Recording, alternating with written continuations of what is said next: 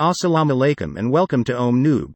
I hope noobers are always healthy and given a smooth sustenance. We'll discuss this sacred place in Pontianak. Before that, don't forget to like and subscribe so that Noob is enthusiastic about making the video. Let's go watch together. Keratonkadriah Pontianak, founded in 1771 by Sultan Syarifabdurahman al-Qadri. The Kadriah Palace is located in the Dalam Bugis village, East Pontianak district, West Kalimantan. Keratonkadriah Pontianak is about 300 years old. It has a magnificent building, measuring 60 times 25 centimeters and a 3-story Kadriah Palace building. Historically, the Keratonkadriah Pontianak Palace was built in 1771 AD and completed in 1778 AD, then not long after that. Sayyid Syarifabdurahman al-Qadri has been named the first Pontianak Sultan, said one of the great family of the King of Pontianak, Syarif Kazim al-Qadri. In its history of development, the Kadriah Palace has continued to undergo a process of reconstruction and also renovation so that its shape becomes what it is today. Sultan Syarif Muhammad al-Qadri, who is the 6th Sultan of the Pontianak Sultanate, has been noted as the Sultan who renovated the Kadriah Palace on a large scale. At this time the leadership of the Pontianak Sultanate is held by Sultan Sayyid Syarif Abubakar al-Qadri, who is the 9th Sultan and has the title Pangeran Mas Perdana Ageng. The grandeur of the palace, measuring 60 by 25 meters, made of this choice of purchased wood, can be seen from the front. Visitors will be impressed by the spacious and clean lawn, and the neat and well-maintained grass. On the right, center, and left at the front of the palace, visitors can see 13 ancient cannons made in Portuguese and French. Visitors can also view the pavilion from the palace's front yard. The pavilion is a room that juts forward, which was used by the Sultan as a place to rest or enjoy the panoramic beauty of the Kapis and Landak rivers. In this place, there is also a bell which was used as a sign of distress. On the right side of the bridge, there is also a staircase that connects the palace terrace with the palace pavilion.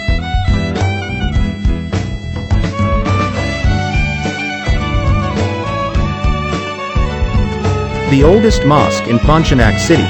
The name of Sultan Syarifabdurahman Mosque, the mosque known as the mesjidjami Mosque, was founded around 1778. This mosque is also one of 2 buildings that witnessed the establishment of Pontianak city. One other building is the Kadriah Palace. The city of Pontianak was founded by Syarifabdurahman al-Qadri on Wednesday, the 23rd of October 1771, 14 Rajab 1185 Hijriah.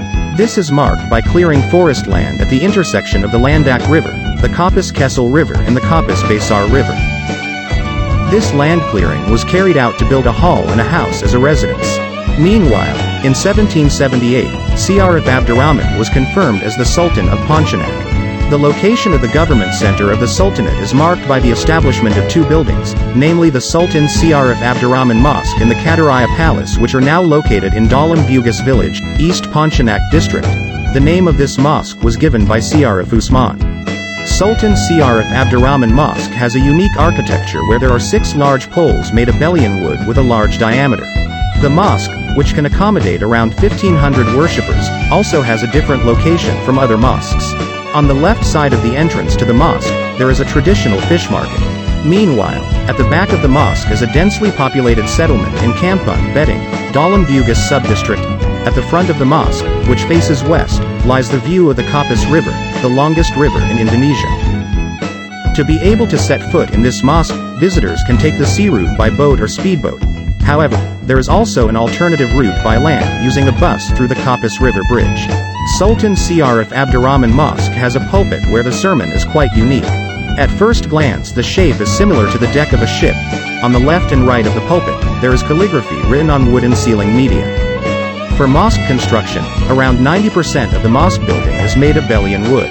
The roof, which was originally made of thatch, now uses shingles, thin strips of wood. The roof of this mosque has 4 levels. On the second level, there are small glass windows. While at the very top, the roof looks like a flower bud or a stupa. Sultan Syarifabdurahman Mosque is usually crowded with worshippers during Friday prayers and when the month of Ramadan arrives, when Tarawih prayers are held. When the religious holidays of Muslims such as Eid arrive, this mosque is also full of people to hold Eid prayers.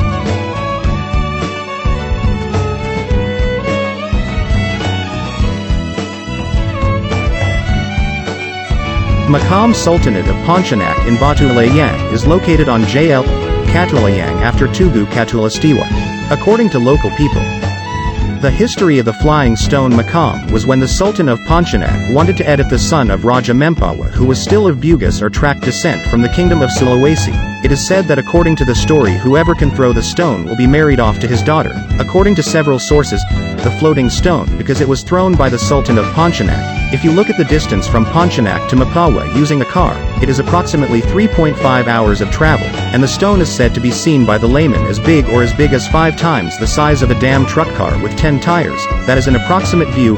Layman. Then the Sultan of Pontianak was thrown and fell exactly on the edge of the Kapuas River estuary. That is where the forerunner of a Batulayang tomb palace occurred. Until now the palace is a legacy of the 3rd Pontianak Sultanate after the Kadriah Palace and Sultan Abdurrahman Mosque. From the history of the tomb of Batulayang Palace, because it was once thrown from Mempawa into and formed a straight line from east to heavy. That is the content of the previous person's karama and knowledge of Laduni.